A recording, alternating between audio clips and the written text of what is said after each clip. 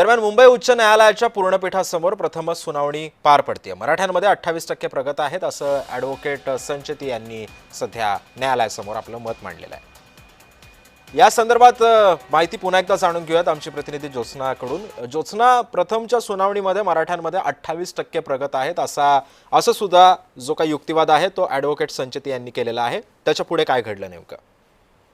नक्की बरोबर आहे की राज्यामध्ये जर आपण बघितलं की संपूर्ण राज्यामध्ये जर लोकसंख्येच्या आधारावरती जर बघितलं तर 28% मराठा समाज आहे। मात्र प्रदीप संचेती यांनी असं सुद्धा म्हटलं की त्यातला 25% समाज जो आहे तो गरीब आहे। गरीब हे आर्थिक आधारावरती आहे, गरीब हे सामाजिक मागासलेपणावरती नाहीये। म्हणजे मूळ मुद्दा जो आहे तो सामाजिक मागासलेपणाच्या आधारावरती मराठा समाजाला आरक्षण देता येईल का, तर तसं देता येणार नाही, कारण मराठा समाज हा मागास नाहीये। दुसरी गोष्ट अशी आहे, असं कोण म्हणते की मराठा समाज मागास नाहीये, तर हे प्रदीप संचेती सुद्धा म्हणत आहेत। आणि त्याचबरोबर आपण बघितलं की अनेक मराठा समाजातले नेते असू, अनेक मराठा समाजाचे अभ्यासक असू, त्यांचं असं म्हणणं आहे की मराठा समाज जे आहे ते सामाजिक मागासले पण नाहीये। हाच निर्वाळा प्रदीप संचेती यांनी जो आहे तो आजच्या युक्तिवादामध्ये दिलेला आहे। त्याचबरोबर त्यांनी हे पण म्हटलं की 28% पैकी 25% मराठा समाज जो आहे, 25% मराठा समाज जो आहे तो आर्थिकदृष्ट्या गरीब आहे।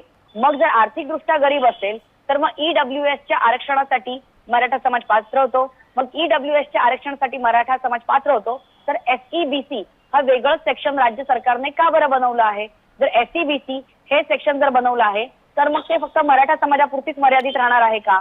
मग ते इतर ओपन कॅटेगरीच्या समाजासाठी ते मर्यादित राहणार नाहीये का?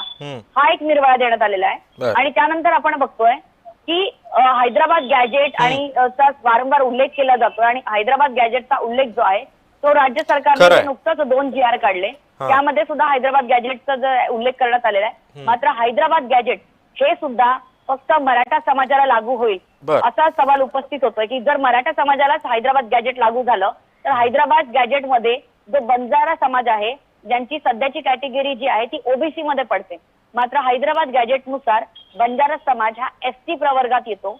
मग बंजारा समाजाची पण ती मागणी मान्य करावी लागेल।